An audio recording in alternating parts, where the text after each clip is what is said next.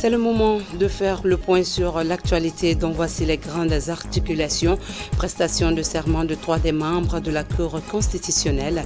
Il remplace 3 autres dont le mandat a pris fin. L'Union nationale des boulangers de Guinée a eu une rencontre avec le ministre du Commerce. Il a été question de réglementation du prix de la miche de pain face aux rumeurs de spéculation. Et puis ce soir, nous allons vous informer sur les acquis des MUFA. Cette mutuelle soutenue par le chef de l'État a à son actif plusieurs activités d'autonomisation de la femme. Les détails dans ce journal avec Tcherno Ousmane Diallo.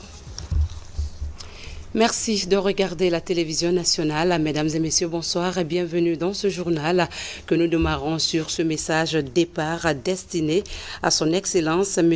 Emmanuel Macron, président de la République française. Excellence, Monsieur le Président, il m'est particulièrement agréable de vous exprimer au nom du peuple de Guinée et de son gouvernement mes très sincères et chaleureuses félicitations à l'occasion de la célébration de l'historique journée du 14 juillet marquant la fête nationale de la République française. Les événements de portée historique survenus à cette date ont fait de la France une source d'inspiration pour plusieurs nations éprises de paix, de liberté et de justice sociale. En ces moments de joie et de ferveur populaire, je voudrais saluer l'excellence des relations d'amitié, de solidarité et de coopération unissant nos deux pays et nos deux peuples. C'est le lieu de vous traduire également ma ferme détermination d'œuvrer de concert avec votre excellence pour le renforcement et la diversification de ces relations, vous souhaitant les meilleurs vœux de santé et de succès ainsi que ceux de paix et de prospérité pour le peuple ami de France. Je vous prie d'accepter, Excellence Monsieur le Président, l'assurance de ma très haute considération. Conakry, le 14 juillet 2018, signé professeur Alpha Condé, président de la République. Direction le palais Sékou Touré qui a abrité ce matin la cérémonie de prestation de serment de 3 des membres de la Cour constitutionnelle. Ils remplacent ainsi au nom de leur institution 3 autres membres dont le mandat a pris fin après 3 ans d'exercice. Une cérémonie présidée par le chef de l'État et le président de l'Assemblée nationale. Les détails avec Ibrahima Keïta.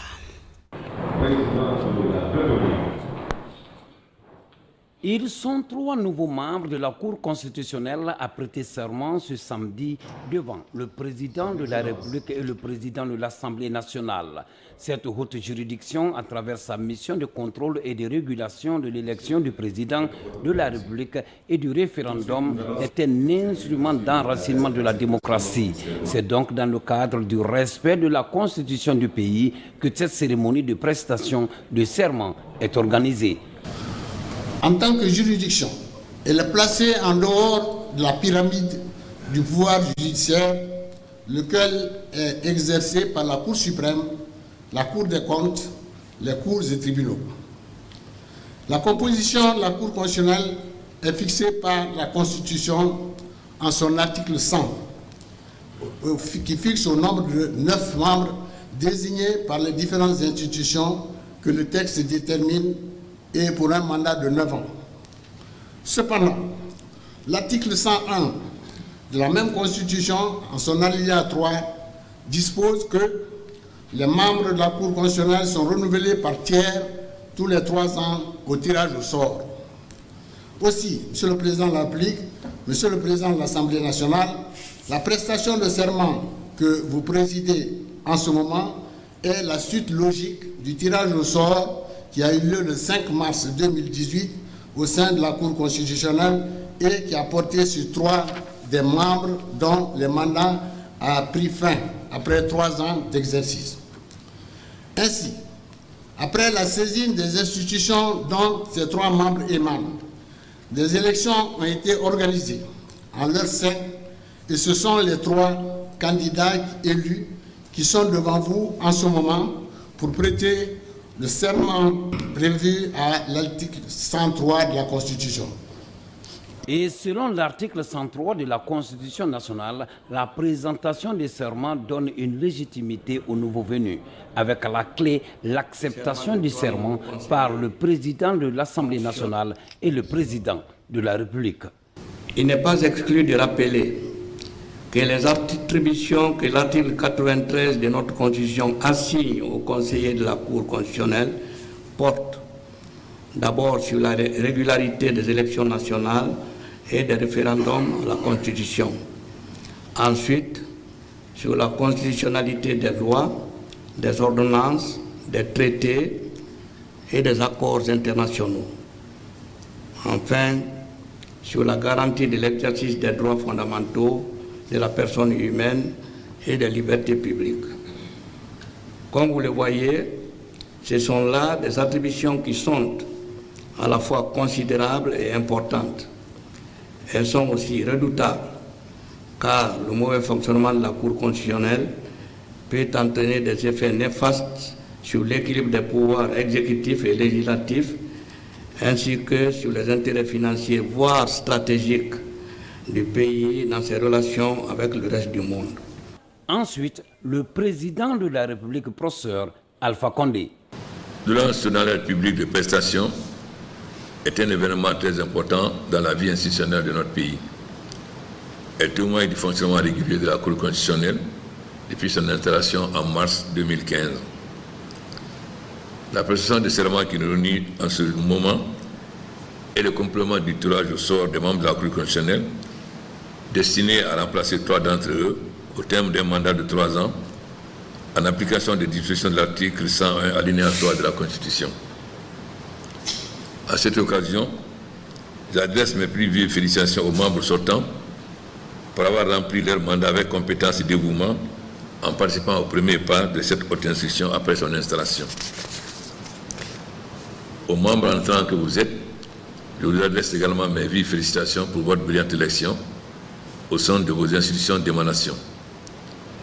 Je vous exhorte à faire preuve de dévouement, rigueur et loyauté au peuple de Guinée, au nom duquel vous exercez votre fonction, et aussi à plus de probité et d'impartialité à l'égard des justiciables dont vous êtes appelés à examiner les causes. En tant que juridiction supérieure de régulation du fonctionnement des acteurs du pouvoir exécutif et législatif, ainsi que des institutions républicaines, la Cour constitutionnelle joue un rôle capital, indispensable à l'enracinement de la démocratie, la constitution de l'état de droit, qui sont les facteurs déterminants de la cohésion nationale et de la paix entre tous les Guinéens. Aussi faut-il rappeler à mesdames, messieurs les membres de la Cour constitutionnelle que dans l'exercice de leur mission de régulation, ils doivent être conscients que celle-ci est à la fois normative et aussi pédagogique à l'égard de l'État et de ses démembrements, ainsi qu'au niveau des citoyens justiciables. Pour ma part, je leur donne l'assurance que dans le rapport interinstitutionnel, ils trouveront toujours auprès de moi compréhension, collaboration et surtout une oreille attentive aux sages conseils et recommandations que le président de la République et le président de l'Assemblée nationale peuvent attendre d'eux. C'est sur cette note d'espoir pour l'État et les citoyens que le président de la République et le président de l'Assemblée nationale vont recevoir votre serment. Ainsi, il appartient désormais à M. Ansouman Sako, Mme Goumou Fatoumata Morgane et Maître Mamadou Moutagaba de faire sien le contenu de ce serment.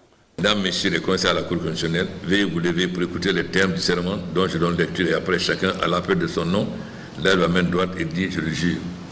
Serment. Je jure de bien et fidèlement remplir mes fonctions, de les exercer en toute impartialité dans le respect de la Constitution et en toute indépendance, de garder le secret des délibérations et des votes et de ne prendre aucune position publique, de ne donner aucune consultation sur les questions relevantes de la compétence de la Cour. Monsieur Ansouman Sako. Je le jure. Madame Goumou Fatoumata Morgane. Je le jure. Monsieur Mamadou Moutagaba. Je le jure. Mesdames, Messieurs les membres de la Cour constitutionnelle ici présents, acte que vous êtes donné de votre serment par le président de la République et le président de l'Assemblée nationale. Il vous renvoie dans l'exercice de vos fonctions et de conseil à la Cour constitutionnelle. Ils disent que du tout, il sera dressé procès verbal, du tout conformément à la loi. Désormais membre à part entière de la Cour constitutionnelle, M. Ansouman Sako, Mme Goumou Fatoumata Morgan et Maître Mamadou Moutagaba doivent veiller, en plus du contenu du serment, à l'application de leur mission de régulation et de garantie reconnue à la Cour constitutionnelle. Du côté de la CENI, les membres du comité technique de l'audit du fichier électoral sont désormais connus. Toutes les parties prenantes sont représentées au sein de ce comité d'audit composé de 13 membres. Makamedozo. Le comité technique de l'audit du fichier électoral est composé de 13 membres. Ils sont issus de la société civile, de la CENI, du ministère de l'administration du territoire et de la décentralisation, des groupes parlementaires et des institutions internationales.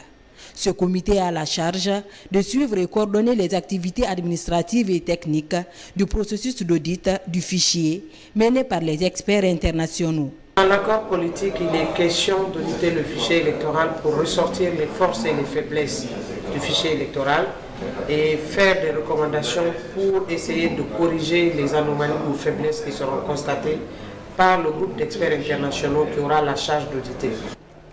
Le comité va siéger 25 jours à compter de la date du lancement du processus d'audit, soit après l'arrivée des experts à Conakry. On aura 25 jours de travail pratique, on a 5 jours d'échange et de lecture du cahier de charges qui a été élaboré depuis l'année dernière par le comité paritaire au niveau du comité de suivi. Et 5 jours pour faire la restitution, ça nous amène à 35 jours.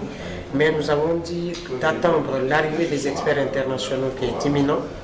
Et ils vont nous dire en combien de temps ils pourront finaliser. Nous avons campé sur les 25 jours. S'ils disent qu'il faut déroger, donc il faut prolonger ce délai, nous allons le faire. Mais s'ils disent qu'ils peuvent le faire en moins de 25 jours, le travail technique, nous allons nous en tenir à ce que les experts internationaux vont nous donner comme délai.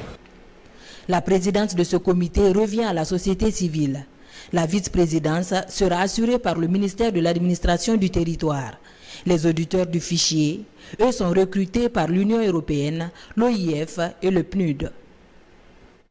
Autre actualité du moment, aucune augmentation n'est observée sur le prix du pain, contrairement aux rumeurs de spéculation dans la cité. C'est ce qui ressort de la rencontre du ministre du Commerce avec l'Union nationale des boulangers de Guinée, une rencontre essentiellement axée sur la réglementation du prix du pain. Le point avec Falilou Diallo. Depuis le réajustement du prix du carburant à la pompe en Guinée, les risques de spéculation par rapport à l'augmentation du prix de la baguette de pain sur le marché local sont élevés. Mais les acteurs rejettent de revers de la main toute tentative et menace entretenue. Malgré l'augmentation de certains ingrédients, comme le bois, la levure et la location pour certains, on n'a pas augmenté le prix de la miche de pain. Industriels et boulangers n'envisagent aucune augmentation sur le prix actuel de la baguette. Ils ont réitéré cet engagement ferme au ministre du Commerce. On n'a pas augmenté le prix de pain. On n'a pas donné ordre d'abord d'augmenter le prix du pain parce que la farine n'est pas augmentée. Et puis nous aussi, l'Union nationale des boulangers de Guinée n'augmente pas le prix comme ça. Nous travaillons avec le ministère du Commerce dès que la farine est augmentée. Mais tant que la farine n'est pas augmentée, on ne pourra pas augmenter le prix de pain. Les prix des farines restent comme tel. On n'a pas boosté les prix des farines. On est en train de faire les qualités que les boulangers ont demandées. Je ne pense pas ce que les gens entendent de dire, les prix des choses vont augmenter. Comme on se dit, les réseaux sociaux. Chacun est permis de dire ce qu'il veut dire, mais je ne pense pas aujourd'hui si le prix des pains a merci d'augmenter. Les autorités saluent cette volonté des boulangers. La concertation et le respect des engagements comme outil de gestion des différents circuits commerciaux en Guinée sont de mise. Nous avons retenu de respecter les termes de cet accord. Et ils m'ont confirmé que les prix du pain ne bougeront pas. Les industriels qui leur fournissent la matière première également nous ont confirmé que le prix de cette matière première ne bougera pas. Il reste bien entendu que s'il y a des incidences particulières de quelque nature que ce soit, nous avons convenu d'avoir un cadre de concertation, de discussion et de dialogue pour que s'il y a des décisions à prendre, que ce soit des décisions consensuelles, partagé par tout le monde et accepté par tout le monde. Pour de nouvelles réformes en vue de moderniser le secteur de la boulangerie en Guinée, une commission composée d'acteurs de la filière et cadres du département du commerce sera mise en place. Comment améliorer la performance du port autonome de Conakry à travers sa décongestion? La question fait l'objet d'élaboration d'un plan au ministère des Transports. Un appel pour un service minimum susceptible d'alléger le panier de la ménagère et soulager les associations socioprofessionnelles évoluant dans le secteur maritime. Fodé Camara nous signe ce reportage. Plateforme de transit de 90% des marchandises à destination de la Guinée, le port autonome de Conakry se positionne comme un quai d'accostage des cargaisons des pays voisins comme le Mali. Une dynamique de fluidité que les autorités du secteur des transports comptent entretenir pour faciliter les activités des opérateurs portuaires. Chacun doit s'impliquer pour que cette grève qui est en train de perdurer ne se perpétue pas, parce que le port de Conakry, c'est un peu comme l'aéroport, c'est une porte d'entrée de la Guinée et un service minimum doit être appliqué même quand on est dans des situations de grève pour ne pas pénaliser la population. Au cours de ce conclave multidisciplinaire, toutes les contraintes susceptibles de freiner la compétitivité sont remises sur la sellette pour décongestionner la plateforme portuaire. Pendant les 3 jours de grève, le constat est que les conteneurs n'étant pas sortis du port parce que la circulation n'était pas permise, donc il y a une congestion forte au niveau du port. Et ce qui peut faire en sorte que les autres navires soient déroutés sur d'autres ports que le port de Conakry. Conformément aux exigences du commerce international, des dispositions sont envisagées pour réduire le temps d'escale des navires, un temps d'attente en rade préjudiciable aux opérateurs portuaires. J'ai adressé un courrier à toutes les sociétés maritimes pour annuler les suressaries des conteneurs et des marchandises du 4 au 11 juillet, pendant cette période de grève. Et j'ai demandé à ce qu'on travaille 24 heures sur 24, du vendredi au dimanche soir. Et tout le monde a accepté. J'ai demandé aussi aux sociétés maritimes d'accepter qu'il y ait un service minimum pendant le week-end, d'informer même les banques qui travaillent dans leur société, d'accepter qu'il y ait un service minimum. Au terme des échanges, des engagements sont formulés pour huiler la synergie des interventions des différents acteurs impliqués dans la manutention portuaire, la consignation et le transit. La Guinée traverse une crise sociale depuis le réajustement du prix du carburant à la pompe par le gouvernement. Le sujet a fait l'objet d'une rencontre entre les membres de la CANEG, Convention des acteurs non étatiques de Guinée. Tous appellent au dialogue pour une sortie de crise. Diarra Diallo, Karifa Keita, reportage. C'est un appel à la retenue pour une sortie consensuelle de la crise sociale liée au réajustement du prix du carburant à la pompe. Après la marche des forces sociales cette semaine à Conakry, la CANEG, Convention des acteurs non étatiques de Guinée, invite toutes les parties à privilégier le dialogue. Je salue que nous ayons aujourd'hui des manifestations sans violence en Guinée. Et il faut continuer, il faut renchérir, il faut augmenter cet acquis, il faut renforcer cet acquis par le dialogue. En toute responsabilité, que la conscience nationale puisse prévaloir. Que l'on puisse accepter, quelles que soient les ethnies, quelles que soient les religions, mais que l'on ne considère pas le gouvernement comme étant autre chose que ce que nous sommes. Le premier responsable de la CANEG invite le gouvernement et les syndicats à se mettre autour de la table afin qu'une solution immédiate soit trouvée. Nous, la CANEG, nous parlons de dialogue, de responsabilité, de citoyenneté. Nous voulons que courageusement les syndicalistes et le gouvernement puissent se rencontrer pour satisfaire les populations. La société civile, ce sont les populations. Eux, ils sont les corps intermédiaires, les partis politiques et les syndicats. Pour nous satisfaire, il faut qu'ils nous donnent quelque chose de nouveau. Il faut qu'ils nous annoncent quelque chose de nouveau. Et cela ne peut pas se faire sans dialogue. Sékou Gouré Sikondé promet de s'impliquer directement et d'user de diplomatie pour un dialogue réussi au bénéfice de toute la Guinée. À propos, cet réajustement du prix du carburant à la pompe suscite de nombreuses réactions. Dans un esprit apaisant, le gouvernement explique que la mesure est consécutive à l'évolution ces derniers mois du prix du baril au niveau international. Le ministre de l'Information et de la Communication était dans l'émission Entretien de Coloma où le sujet a été abordé. Suivez un extrait. On parle exactement de 100 milliards par mois, maintenant que le prix du baril du pétrole oscille entre 76 et 78 $, parce que cette subvention a connu une inflation progressive.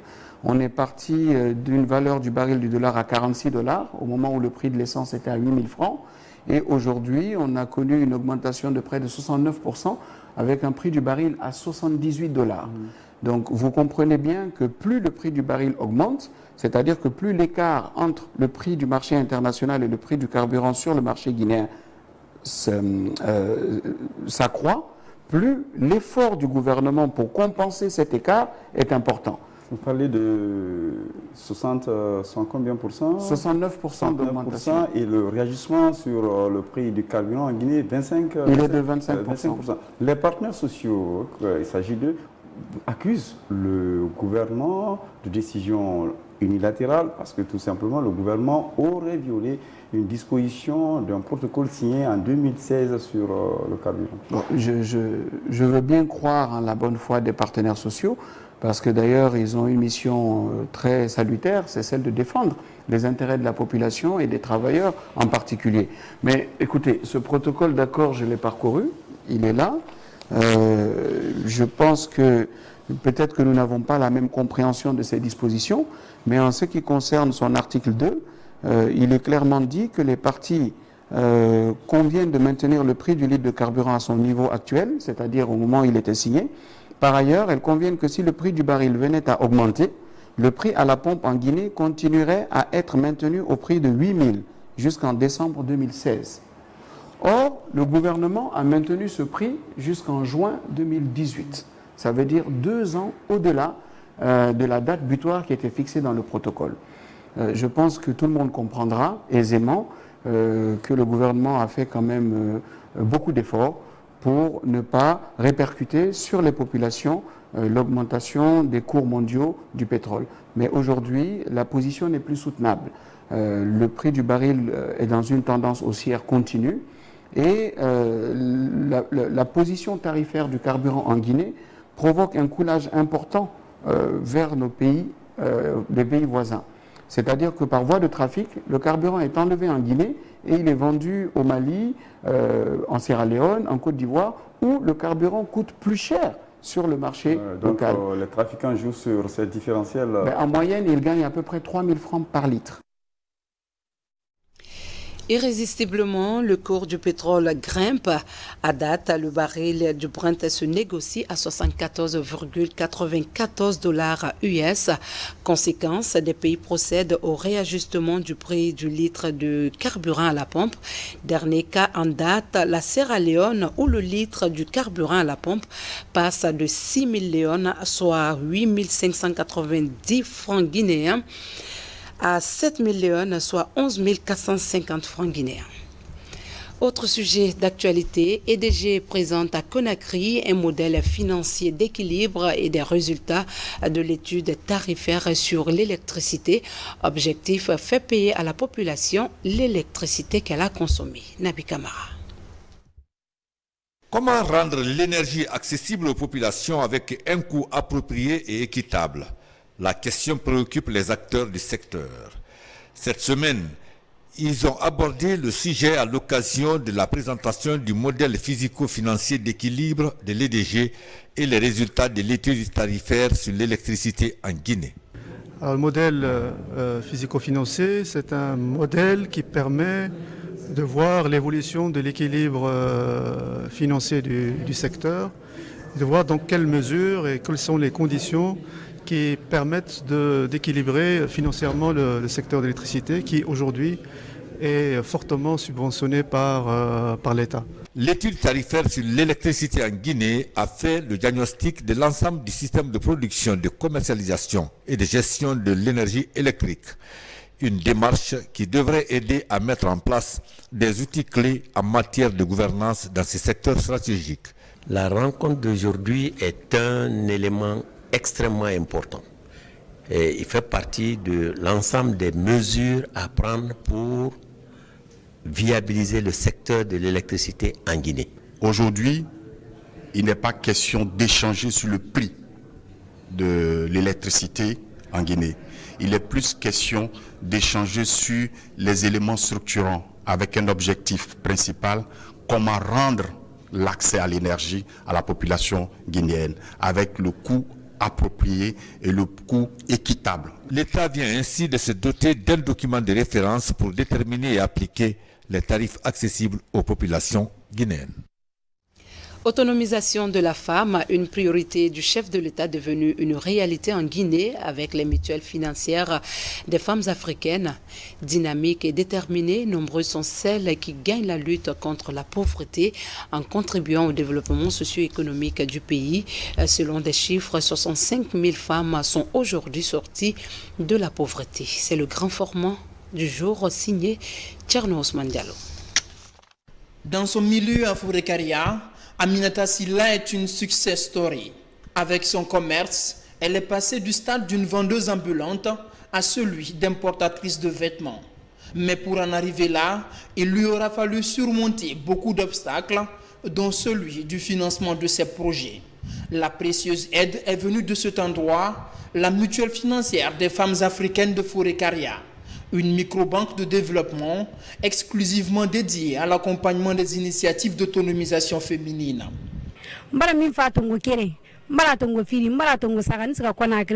J'ai bénéficié de 3 prêts à la MUFA. J'achetais les habits à Conakry. Aujourd'hui, je pars à Dakar pour m'en procurer et revendre. Et je m'en sors bien. Depuis décembre 2015, 2 milliards de francs guinéens ont été octroyés sous forme de crédit aux femmes de Fourekaria pour entreprendre et sortir de la pauvreté. Dans cette mutuelle qui regroupe 1200 d'entre elles, les femmes épargnent et décrochent des fonds à rembourser avec un taux de 1,5%. Un taux d'intérêt particulièrement bas qui attire et qui fait des MUFA un instrument spécial dans la microfinance guinéenne au bénéfice de la couche féminine. Nous remercions vivement l'autorité et surtout le professeur Alpha Condé, le président, parce que c'est pour la première fois que nous entendons la Banque des femmes, la mutuelle financière des femmes africaines, pour la première fois en Guinée, que les femmes aussi se retrouvent dans une banque. Nous attendons maintenant le 3e contrat. Le premier contrat est déjà fini.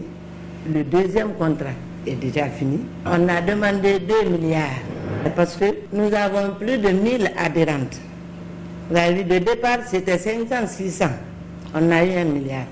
Donc aujourd'hui, nous avons plus de 1000 adhérentes. Donc, on a déjà de l'argent maintenant pour satisfaire les femmes. Initiative présidentielle, les MUFA sont la matérialisation d'une volonté politique du chef de l'État dans la mise en œuvre de son programme d'autonomisation des femmes. On en dénombre une 60aine aujourd'hui à travers le pays. 65 milliards de francs guinéens ont été octroyés sous forme de crédit à travers ce réseau. Les résultats obtenus ont permis aux partenaires financiers Afriland First Bank d'obtenir en avril dernier 165 milliards de francs guinéens dans l'optique d'investir davantage dans ce programme. On est déjà à une phase vraiment de maturité en matière de développement, en matière de pénétration. Mais à côté, il y a également l'appropriation du modèle par les populations. On se rend compte que l'appropriation devient beaucoup plus rapide que ça ne l'était au départ. D'autre part aussi, nous avons remarqué qu'en termes de respect des engagements, ça se comporte plutôt bien. Donc aujourd'hui, on n'a plus les mêmes difficultés qu'au début parce qu'il était question d'apprendre aux populations la culture du respect de l'engagement, la culture de l'épargne et la culture de la gestion même d'un financement. Donc je pense qu'aujourd'hui, ça aussi, ça s'est beaucoup amélioré. C'est pour ça que vous voyez un taux de 98%.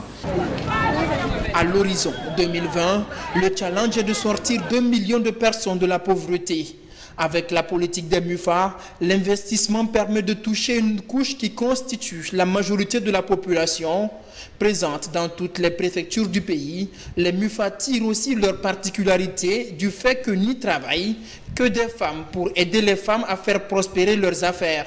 Dans cette liaison professionnelle qui se crée entre mutualistes et encadreuses, vient se greffer un sentiment de proximité, de confiance et de partage de confidences féminines.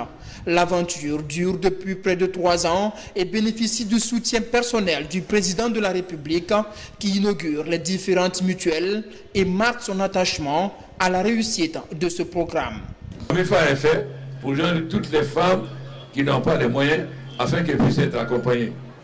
Donc, il faut que vous fassiez un effort de sensibilisation, non seulement à l'égard des femmes de la commune, mais aussi des sous-préfectures. Car notre objectif est d'encourager les femmes pour développer l'agriculture, mais aussi l'élevage. Vous-même, vous venez de dire que vous voulez faire l'élevage. Et les femmes qui sont dans les sous-préfectures veulent faire l'élevage. Comment on va les accompagner? Ça, c'est pas un membre de la MUFA. Donc, pour faciliter leur adhésion, la dernière fois, je vous ai donné 100 millions. Aujourd'hui, je vais vous donner 300 millions, avec l'obligation aussi d'associer aussi les femmes des sous-préfectures. Certaines mutuelles, comme celle de Fourekaria, ont pris les devants dans la diversification des offres de services pour l'émancipation des femmes. Avec les revenus obtenus, cette MUFA a construit un centre informatique pour former des apprenantes. Pour les mutualistes qui auront atteint un certain niveau de développement, une banque a été créée pour les aider à mettre en place des PME. Nous sommes le 14 juillet et la France a célébré sur les Champs-Élysées sa fête nationale sous le signe de la fraternité des armées. Mais les Français retiennent leur souffle pour la 3e finale de la Coupe du Monde qui se jouera demain. 20 ans après, les Bleus rêvent d'un 2e titre mondial. Mais attention, la Croatie est l'adversaire dont la bande à Paul Pogba doit se méfier. Et puis ce samedi, Belges et Anglais ont disputé la petite finale de ce mondial. Les Belges remportent la 3e place par 2-0. Eden Hazard a conclu la belle campagne de son équipe. Suivez cette séquence dans les conditions du direct. Voilà. Faire mieux que l'équipe de Guy Thys qui en 86 est arrivée à ce stade mais a été battue par l'Argentine en demi. Argentine le futur champion. Oh attention, c'est bien donné vers Hazard pour le deuxième peut-être. Hazard Eden Hazard. Que c'est beau. On l'a vu venir quand même. Une Angleterre qui s'était déjà faite surprendre en contre et qui la craque pour la seconde fois. Déjà passeur décisif 2 fois. Hazard marque son 3e but de la compétition, servi par Mertens. Martinez quand même avait bien vu. Voilà, mesdames et messieurs, c'est ici qu'on s'arrête au compte de ce samedi. Merci de nous avoir suivis et passez une douce nuit en compagnie des programmes de la télévision nationale qui a pour mission de vous servir. Bon week-end à tous. À demain.